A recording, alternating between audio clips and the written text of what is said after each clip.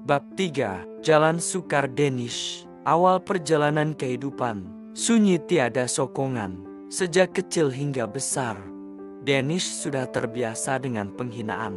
Tamat sekolah menengah, dia memilih jalan hidupnya sendiri. Danish memilih Institut Latihan Perindustrian ILP, salah satu institut kemahiran di Malaysia yang menawarkan kursus seperti teknologi otomotif, elektrik, mekanikal, dan penyelenggaraan komputer. Dia memilih sendiri jurusan teknologi mekanikal dan avionik karena minatnya terhadap mesin dan pesawat. Namun dipandang sinis oleh ibu bapaknya karena sudah lama menganggap masa depan Danish kelam.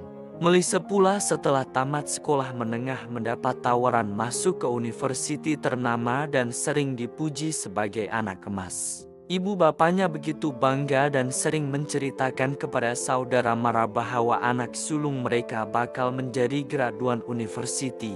Malam itu Danish menunjukkan surat tawaran masuk ke Institut Latihan Perindustrian ILP.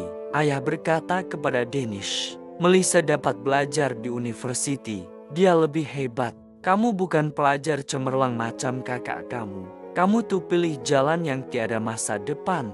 Ibu pula menambah, "Kamu nitakan kemanapun. Buat habiskan duit saja hantar kamu belajar di situ. Buang masa saja. Buat malu kami saja dengan saudara mara. Kamu bukan macam Melissa yang nanti akan jadi orang besar dan berjaya." Danish hanya menunduk. Kesakitan dan luka emosi itu semakin dalam. Tetapi dia bertekad untuk membuktikan dirinya. Dia tidak mau menyusahkan ibu dan bapaknya untuk menyambung pelajaran. Dia memohon beasiswa untuk menampung yuran pengajiannya sendiri. Struggle mencari kerja. Selepas tamat pengajian, Danish berdepan kesukaran mencari kerja. Dia tiada sokongan keluarga dan tiada kenalan untuk membantu. Dia menghantar puluhan resume ke syarikat penerbangan, tetapi sering ditolak karena dianggap tiada pengalaman. Ada ketika, dia terpaksa bekerja sementara di bengkel motosikal untuk menampung hidup. Namun, Danish tidak berputus asa.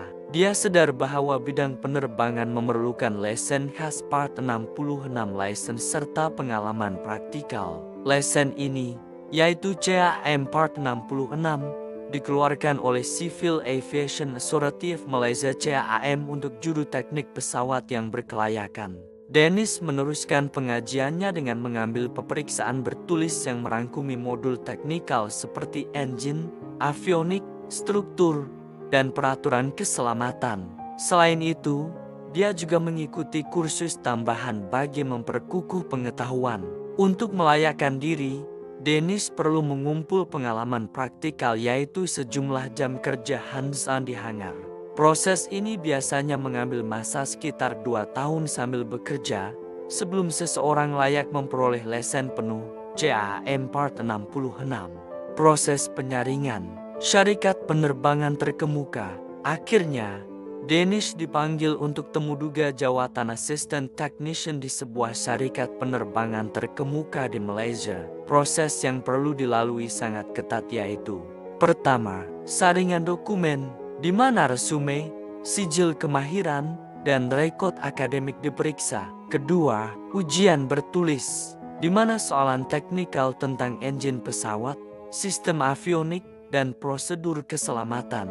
Ketiga, ujian praktikal, di mana calon temuduga diminta membaiki komponen pesawat simulasi, termasuk sistem elektrik dan hidraulik. Keempat, temuduga panel, di mana ditanya tentang disiplin kerja, kesanggupan bekerja dalam keadaan sukar, dan pengetahuan keselamatan penerbangan. Kelima, pemeriksaan kesehatan dan latar belakang, di mana dipastikan calon sihat, bebas daripada rekod jenayah, dan mampu bekerja dalam tekanan tinggi. Danish hampir putus asa karena berasa sangat sukar, tetapi dia berjaya melepasi semua peringkat. Tamat saringan, ketua panel berkata, "Kami lihat kamu tidak bergaya, tapi kamu jujur dan tekun. Itu yang kami perlukan." Kehidupan awal kerja ya. Danish mulai bekerja sebagai juru teknik penyelenggaraan pesawat. Bergelumang dengan minyak hitam, tangan sentiasa kotor. Dia tiada kehidupan sosial. Tiada masa untuk bercinta. Fokusnya hanya satu, yaitu mengumpul pengalaman dan modal keuangan. Dia bekerja siang malam, sanggup mengambil shift tambahan. Walaupun gaji tidak besar, dia menyimpan setiap sen karena sadar dia tidak ada sesiapa yang boleh diminta bantuan. Membuka perniagaan sendiri.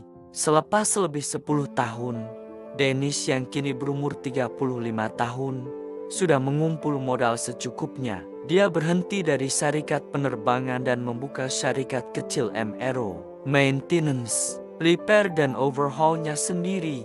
Pada awalnya, dia menyelenggara pesawat ringan milik sekolah penerbangan. Reputasinya sebagai juru teknik jujur dan cekap membuatkan pemilik pesawat pribadi mula menggunakan khidmatnya. Syarikat penerbangan besar dan terkemuka di Malaysia juga mulai outsource kerja tertentu kepada syarikat Danish. Rezekinya semakin bertambah dari hari ke hari.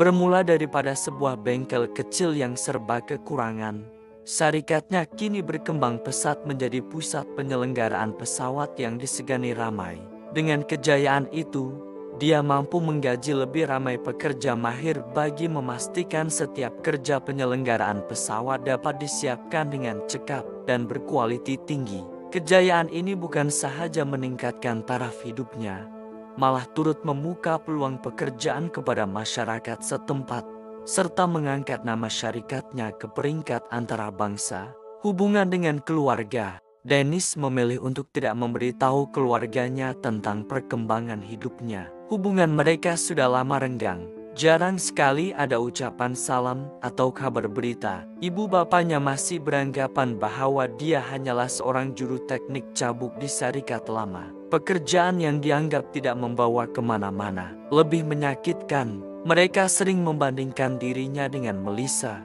kakaknya yang bergaji besar di syarikat korporat dan baru sahaja mendirikan rumah tangga dalam sebuah majelis perkawinan yang gilang gemilang. Dennis sekadar mengucapkan tahniah kepada Melissa, namun tidak menghadiri majelis itu. "Maaf Kak Lisa, saya perlu keluar kawasan untuk kursus kerja pada tarik tersebut. Saya ingin mengucapkan tahniah di atas perkawinan Kak Lisa. Semoga jodoh berpanjangan hingga ke anak cucu." Jawaban Melissa pula penuh sindiran. "Sampai begitu sekali teruk kerja kamu ya, tak ada live langsung." Dennis hanya tersenyum hambar. Hakikatnya, alasan kursus itu hanyalah helah. Dia sudah muak diperlakukan seperti manusia yang tidak punya hati dan perasaan. Dia letih dengan sikap ibu bapaknya yang gemar membandingkan anak-anak di hadapan saudara mara, seolah-olah kejayaan hanya milik Melissa. Luka yang pernah dirasai kini bertukar menjadi rasa mual, lalu dia memilih untuk menjauh. Baginya, kejayaan sebenar bukan untuk ditunjuk kepada dunia, tetapi untuk dirasai dalam diri sendiri.